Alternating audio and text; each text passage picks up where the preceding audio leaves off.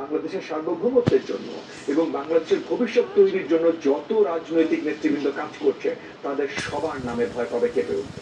প্রথমত, ভারতের দোসর তারা ভারতের ইম্পেরিয়ালিস্ট ডিজাইন বাস্তবায়ন করার জন্য কাজ করেছে, এটা তো অলরেডি আমরা বলেছি এবং এটা পরিষ্কার ছিল। মানে সালমান রহমান আবার রিমান্ডে যে এই কথাটা আবার পরিষ্কার করেছে যে আমরা ভারত আমাদের জন্য কাজ করেছে, ভারত আমাদের বসিয়েছে, ভারত আমাদের রেখেছে, ভারত আমাদের মাতা, ভারত আমাদের পিতা, ভারত আমাদের সবকিছু। মানে অশুদ্ধ বাংলা ভাষায়, গ্রামের ভাষায় একটা অশুদ্ধ শব্দ আছে, পরিচিত কিনা না, এটা অশুদ্ধ ভাষা বা যাই এই যে মানে হাসিনা এবং হাসিনার যে জ্ঞান ছিল ছিল